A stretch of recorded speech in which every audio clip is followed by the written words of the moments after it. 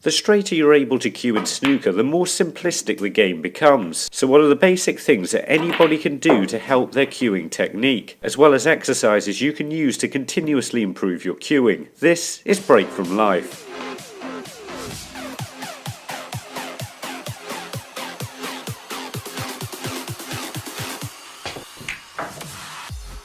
Welcome back, and if it's your first time watching one of our videos, then it's fantastic to have you here. The majority of players playing snooker will have noticed that their game reaches a certain standard, and no matter how much practice they do, it stops improving anymore. Your goal should be to improve every time you practice, but how can you do this? Well, to start off with, you need a cue action that works consistently. So this video is going to be all about getting you a bigger spoon. Hang on, wait, I haven't explained that yet. Oh, that's going to sound weird without context. Think of this a lot like a race, an egg and spoon race to be precise. You see, there's no reason that someone with spoon A couldn't beat somebody with spoon B, but their balance is going to have to be a lot better. This is why if you've got a cue action that's more accurate and consistent, then you're coming to the game with a massive advantage, which will allow you to play more shots and develop other areas of your game quicker. So this video is going to be all about getting you a bigger spoon. Probably the main reason why a player's ability plateaus is they become concerned about how their cue action is working on the shot. But why is this such an issue? Well, the main reason is you lose a lot of focus on what's actually going on in front of you. And it's really not a good idea to work out what your body's doing via feel, especially when there's alternative solutions to this. You see, the best thing you can do is work out exactly where your cue arm finishes when you've completed a shot. You'll start to find you gradually improve if you find a position that feels right and consistently practice delivering a cue into this position. But of course, when you're playing any sort of game, you want to be doing this naturally already. And during a frame of snooker with anyone, there's only two things you really want to be concerned about: how you're lining the shot up and staying down on the shot. Because in these situations, what you're really striving for is control, and these are really the only two things you have almost full control over. Snooker's complicated enough without you having to worry about every small detail of your technique. There'll be times when you simply won't have the capacity to do that. But of course, right now we do have time to say hello to Debo from Poznan, Poland.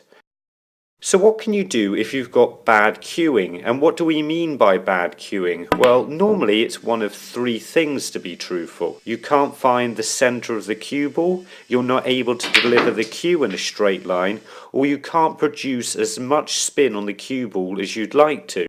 But don't worry, I have solutions for all of these problems and exercises you can practice to help you get it right in the future. Starting with how to find the centre of the cue ball, because if I take the grid reference away, it's not 100% obvious where it is. Even if you're just the width of a tip out from the centre, this can cause you to play a shot with unwanted side spin. You see, if you're playing the cue ball with any side spin, then it will no longer run straight.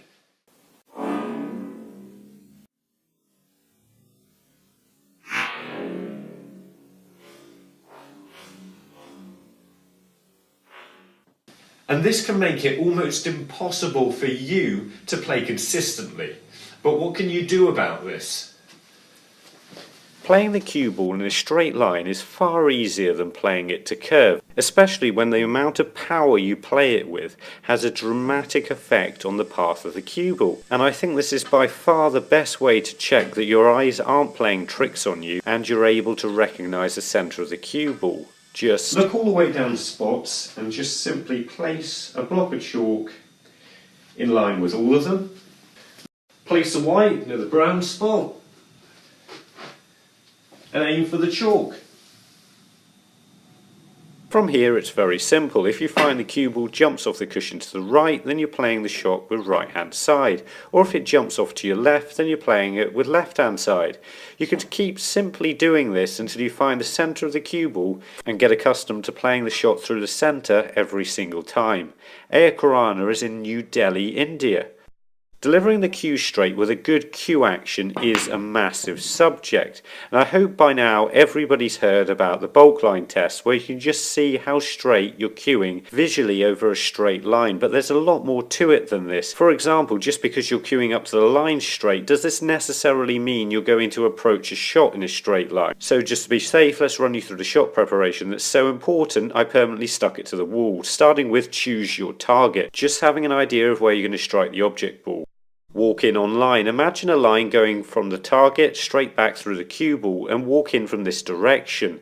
Accurate foot placement. Imagine the line goes back across the floor and find a consistent place to stand over it. Check your aim. When you're down on the shot, make sure everything looks exactly the same as it did when you were back from the table. Pre-shot ritual. Complete a simple routine that you use on every single shot. This can really help with your consistency and cue power, but we'll discuss it more in a minute.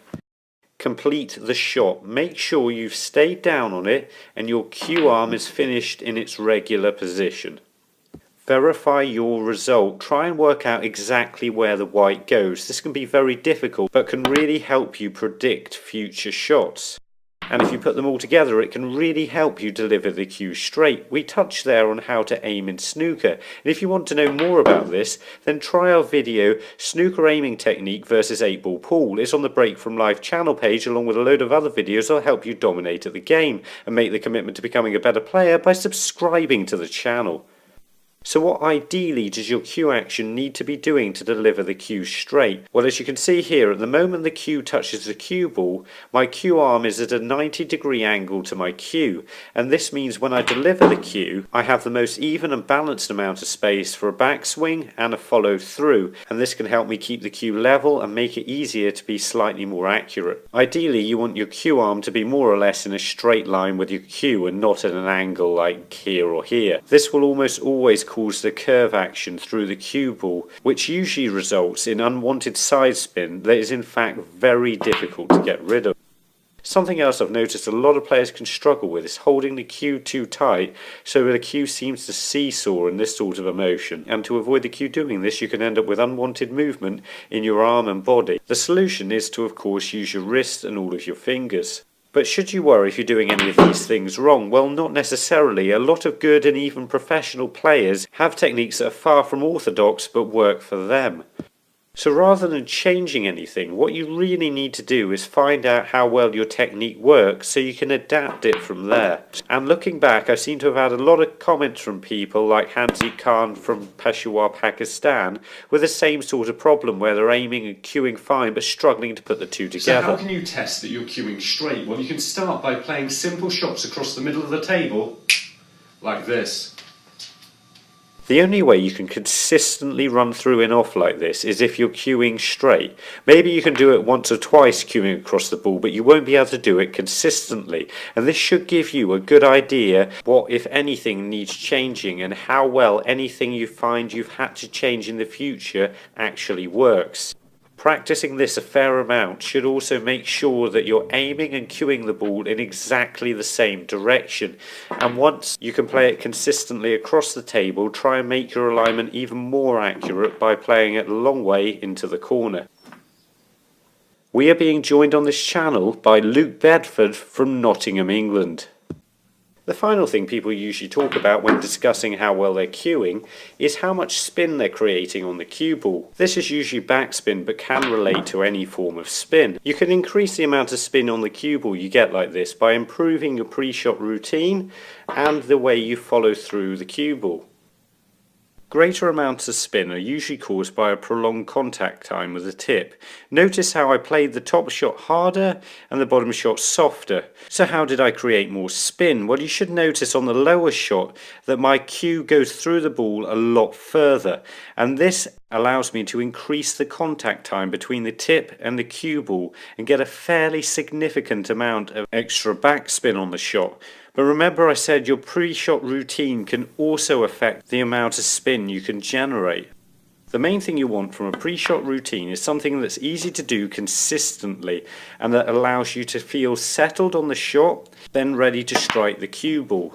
A lot of players feel that adding pauses to this in the correct places means they're unable to snatch at the shot and the timing is generally better. So if you want to improve yours, do this. Get a collection of balls together and the white.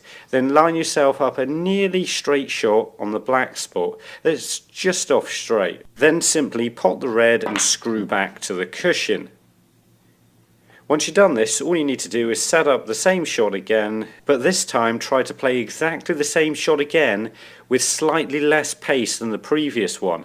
After every successful shot from then on, you begin to play it softer and softer until you're playing it literally as soft as you can to reach the cushion. This is a great exercise to practice because ultimately you'll have no choice but to deliver the cue better with more spin on it because you're unable to bring the cue ball back in any other way, which will ultimately reduce the amount of power you have to play any screw shot with in a game. And this, just like everything else, will improve your cue action massively going forwards. And if you want to improve your cue action even more, then try our video Cue Action Basic Routine for Snooker. And if you want to find out more about how to aim in snooker, then try our video Snooker How to Aim Basic. And remember, don't just watch, play. And make the commitment to becoming a better player by subscribing to the channel and visit the website. See you later.